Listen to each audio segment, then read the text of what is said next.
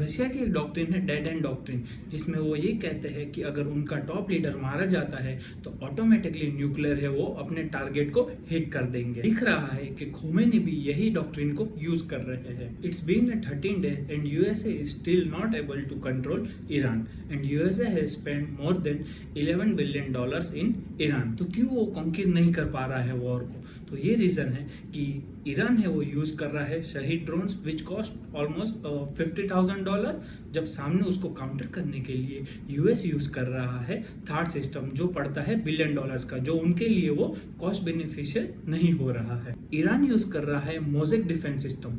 जिस तरह आपने मोजेक देखी होगी, हमें उसका सेंटर नहीं पता चलता। तो मोजेक डिफेंस सिस्टम में यही होता है कि जैसे कि इंडिया में तो हमें पता है कि हमारी कैपिटल दिल्ली है, फाइनेंशियल कैपिटल मुंबई है, हमारे जो आर्मी या मिलिट्री के हेडक्वार्टर्स कहाँ है वो हम सबको पता है, बट ईरान में ये पता लगाना बहुत ही मुश्किल हो पा रहा है। तो यही रीजन है कि ईरान नहीं हार रहा और अब तक वॉर को चलाए जा रहा है। यूएसए कहता है कि स्ट्रेट ऑफ हॉर्मुज उन्होंने कंट्रोल कर लिया है, बट इन रियलिटी ईरान कह रहा है कि अगर आपकी कोई शिप को स्ट्रेट ऑफ हॉर्मुज से निकालना है तो आप अपनी कंट्री से यूएसए के जो एम्बेसडर है उनको वहां से भगा दीजिए, तो मैं आपकी शिप को वहां से जाने दूंगा। अल्टीमेटली दिख रहा है कि कंट्रोल जो है वो ईरान के पास है, ना कि यूएसए के पास। थोड़े दिन पहले यूएसए ने एक स्ट्राइक की जिसमें ऑलमोस्ट मोर देन 100 लड़कियां स्कूल की मारी गई, बट जब डोनाल्ड ट्रंप को पूछा जाता है तो वो कहते हैं कि ये हमला हमारी तरफ से नहीं ईरान की तरफ से होता है। बट उनकी जो मिलिट्री इंटेलिजेंस है वो ये पता लगाती है, तब पता चलता है कि ये उनका